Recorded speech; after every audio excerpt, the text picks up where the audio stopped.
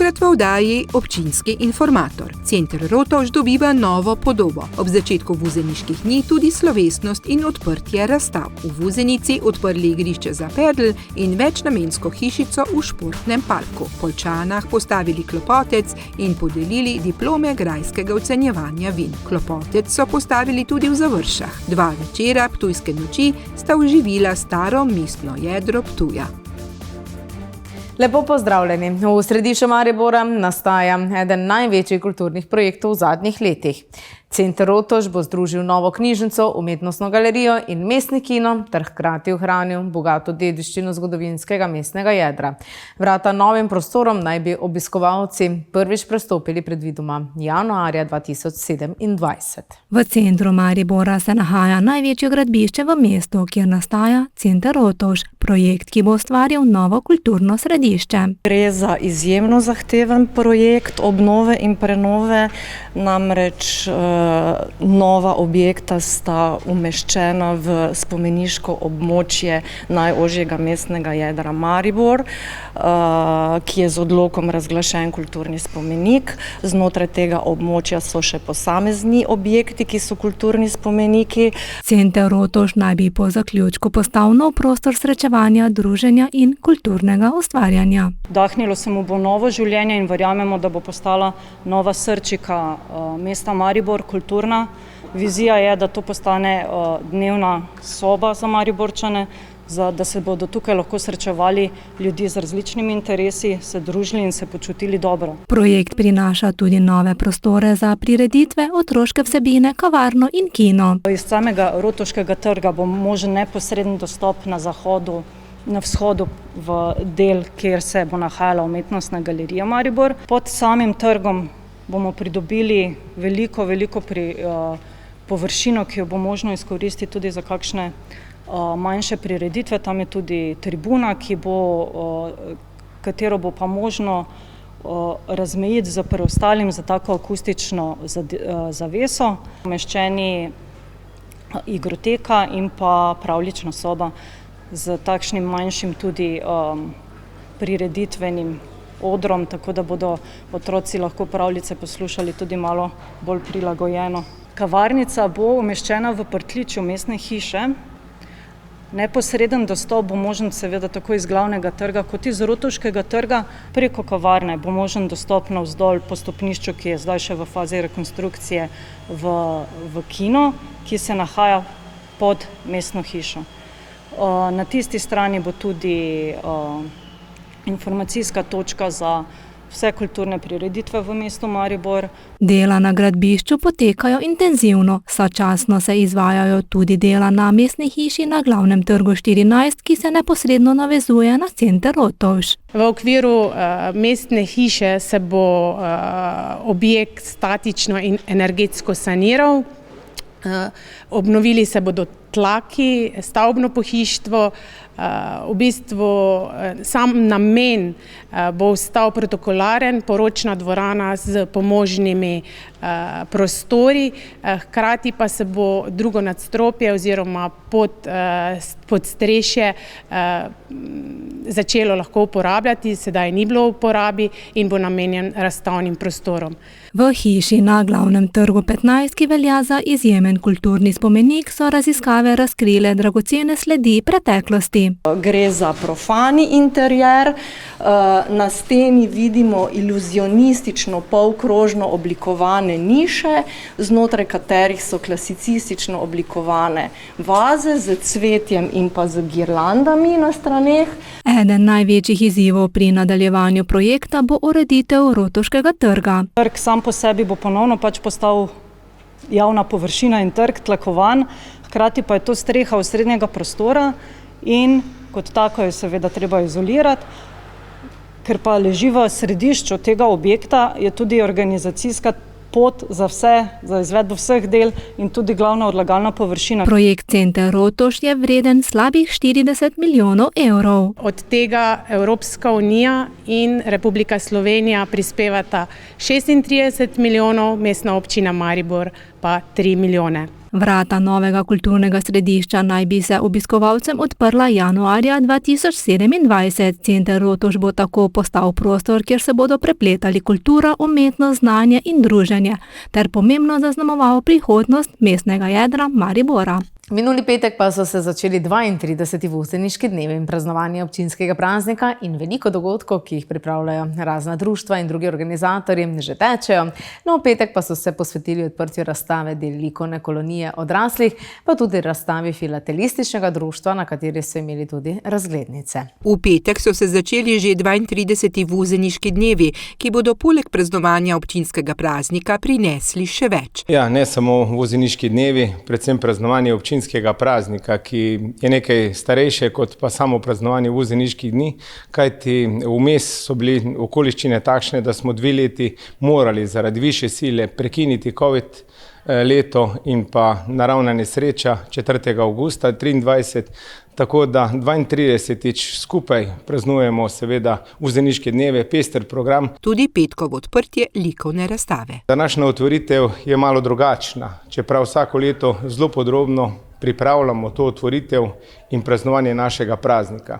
Vsekakor pa je likovna kolonija mladih znana bila že v nekdanji Jugoslaviji. 1970. leta je nekdanji ravnatelj, žal že pokojni gospod Lojze Gobec, gospod Štefan Kresnik in še nekateri začeli pripravljati mednarodno likovno kolonijo mladih. Letos pa so ob odprtju vuzeniških dni imeli odprtje razstave del z likovne kolonije odraslih. Tu so neprofesionalni slikarji, ki pa seveda z to otvoritvijo danes pokažejo, kaj vse premore kultura. Torej povezovanje, kultura nima meja, prav tako nima meja šport, vsi smo na to ponosni, ko so rezultati, ampak rezultat je že vsaka črka na papirju, kar so današnji ustvarjalci tudi pokazali širši javnosti. Gre za razstavo 17 ustvarjalcev. Razstava je pregled 17 del likovnih ustvarjalcev, ki so ustvarjali letos na likovni koloniji v Vuzenici 30. maja. Slike pa prikazujejo Vuzenico, kako so ti ustvarjalci videli Vuzenico, njihove vuzeniške arhitekturne znamenitosti, potem krajino in na eni sliki je tudi utrinek iz podjetja Livarne iz Vuzenice. Razstavljata pa tudi mentorja kolonije Nina Kresnik, diplomirana slikarka, in likovni pedagog Štefan Kresnik. Javni sklad za kulturne dejavnosti sodeluje tudi z občino Vuzenica. Našli skupni jezik in seveda podporo pri občini, ki podpira te likovne ustvarjalne delavnice, in zato smo se odločili tudi na njihovo podbudo, da bo letos na otvoritev vuzeniških dneh popestrila tudi z razstavo Vuzenica skozi med barvami in linijami. Pripravili pa so tudi razstavo znamk ob 80-letnici Planinskega društva Vuzenica. Za današnjo razstavo smo pripravili ob 80. obletnici Planinskega društva Vuzenica maksimum karto. To pomeni, to je kombinacija razglednice, žiga in znamke, ki pripoveduje skupno zgodbo o tej koči, ki je na Pohorju, ki je v lasti Planinskega društva Vuzenica. Poleg tega pa so pokazali še razglednice planinskih koč. To je tudi zbirka našega dolgoletnega člana, ki zbira bolj razglednice kot pa znamke. Tako kot tudi pove svojo zgodbo vsak dogodek v okviru vuzeniških dni, skupaj pa so povezani v celotno praznovanje skupnosti. V športnem parku v Vuzenici so svečano odprli igrišče za pedal in večnamensko hišico ter tako obogatili športno infrastrukturo v tej občini.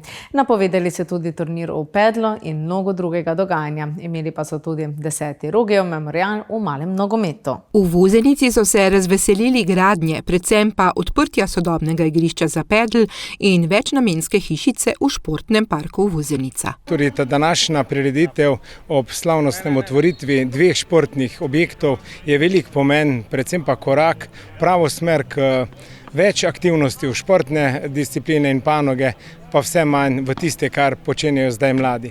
Do sedaj nam je v občini Vuzenica uspevali. Vsako leto poskušamo pridobiti kakšno novo športno infrastrukturo in vesel sem, da je posluh tudi strani ministrstev, torej pridobljena sredstva, ki jih pridobivamo, še toliko bolj pripomorejo k temu, da lahko uresničujemo želje in pa pričakovanje občank in občanov. Na mestu, kjer je zdaj nova večnamenska hiša, je prej že bila hiša, ki pa je bila dotrajana. Sam športni park pa je sodoben in zelo urejen. Predvsem zaradi športne infrastrukture, ki je na enem mestu skupaj in seveda poleg teh športnih igrišč, ki jih imamo v celotnem športnem parku, mora biti obvezno tudi neka športna infrastruktura, ki omogoča nekako druženje, sanitarije, za samo higieno športnikov in seveda tudi ta pridobitev je veliko pripomogla k temu, da bomo lahko vse tiste, ki koristijo to športno infrastrukturo, imeli pod enim delom. In kaj je pravzaprav šport pedal, ki se vse bolj uveljavlja tudi v Sloveniji? Glavna razlika med tenisom recimo pa temle pedlom je, da je pedal neka mešanca med tenisom in pa skvošom. Ker imamo stene, se pravi, žoga se lahko odbije tudi v steni. Glavno pravilo je, ko igram žogo na nasprotno stran, mora vedno najprej na tla padati oziroma se nasprotnik odloči. Ne smem nabiti direkt v steno. Te objekte je sofinanciralo tudi Ministrstvo za kmetijstvo in sicer v vrednosti 76.500 evrov iz evropskih sredstev za razvoj podeželja. Razvoj podeželja je ključen za to, da ohranimo naš način življenja, poseljenost in da pritegnemo nove generacije, da bodo ustajale v krajih, kot je Vuzenica, v regijah, kot je Koroška in da se bodo sem mladi vračali po končanem izobraževanju, po diplomah na univerzah ali po delu v tujini. Te primere že beležimo, vendar ne v takšni meri, kot bi si želeli in zato moramo mladim nekaj ponuditi. Takšni objekti prispevajo k temu in resnično krepijo kakovost življenja na podeželju. Ta dan so imeli tudi 10. Rogijev memorial v malem nogometu. 10. obletnica v spomin na našega odličnega športnika domačina Branka Rogina ali Rogija, kot ga imenujemo, je tradicionalni turnir, kot povemo, in vsako leto se zbere kar precej ekip, kjer se spomnimo na našega odličnega nogometača, predvsem pa občana, ki smo ga zelo spoštovali. Žal prehitro je odšel izmed nas, zaradi tega tudi v njegov spomin vsako leto ta turnir, ker se ga spomnimo in naredimo vse, da so tudi tekme zanimive. Tako so imeli v okviru Vuzeniških dni pravo športno soboto, ob tem pa počastili tudi povezovanje, sodelovanje in razvoj celotne skupnosti. V Poljčanah pa je zadišalo po tradiciji, dobri kapljici in druženju. Vinogradniško sadjarstvo društvo Poljčane je namreč pripravilo tradicionalno postavitev klopotca, no dogodek pa je letos združil tudi podelitev diplom grajskega ocenjevanja vin. Pod šotorom pri društvenih prostorih pa so se zbrali vinogradniki, vinarji, člani društev, številni ljubitelji vinske kulture in tako obeležili ta vstop v kulturno oziroma vinsko dogajanje. Letošnje postavljanje klopotca v Poljčanah je bilo še posebej pomembno, saj so v Poljčanah poleg tradicionalne postavitve klopotca gostili tudi zaključek grajskega ocenjevanja vin. Smo tudi organizatorji grajskega ocenjevanja 5 občin, 6 društev in imamo tokrat tudi podelitev diplom. Zato smo se odločili, da bi ta prireditev imela svojo težo. Smo povabili tudi 29. vinsko kraljico Slovenije in 26.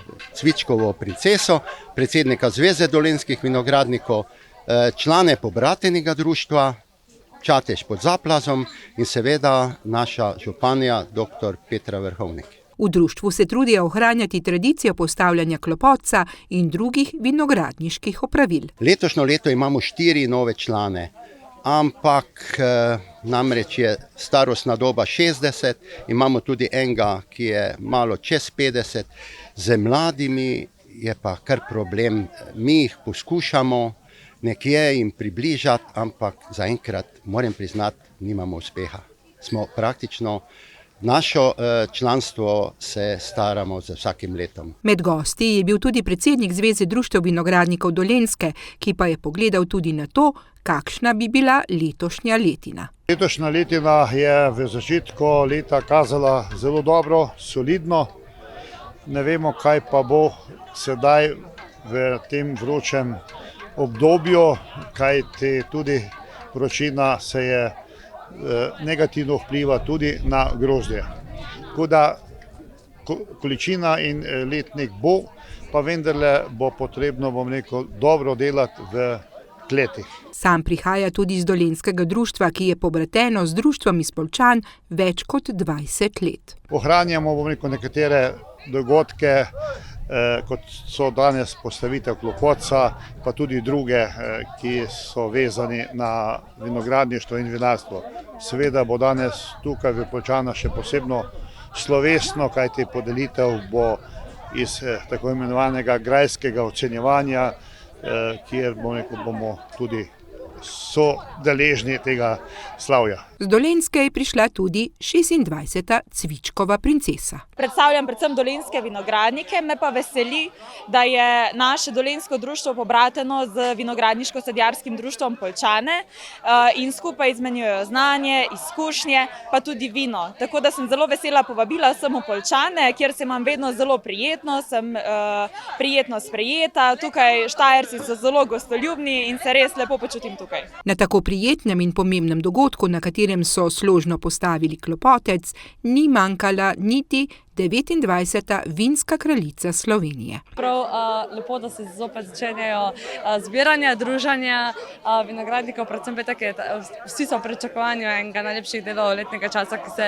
približuje, in sicer trgatev, tako da meni predvsem to taka lepa vrednost, sentimentalna pomen, da v bistvu se tako zberajo in podružijo. Zadovoljna je, da se vinogradništvo v Sloveniji, ki upravičeno velja za vinogradniško deželo, še vedno ohranja.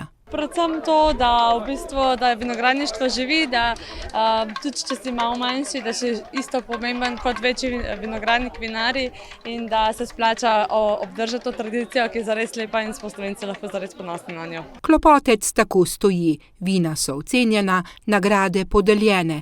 Pri vseh, ki so bili na prireditvah, pa bo tudi ostal prijeten spomin na druženje. V Završah je Društvo vinogradnikov in sadjarjev Majšperk pripravilo tradicionalno postavitev klopotca, s katero vsako leto simbolično obeležijo čas zorenja grozdja in nadaljujejo dolgoletni običaj slovenskih vinogradnikov. Poglejmo. V Završah ohranjajo tradicijo postavljanja klopotca. Tudi to leto so ga postavili člani Društva vinogradnikov in sadjarjev Majšperk. Postavljamo ga že sigurno 30 let.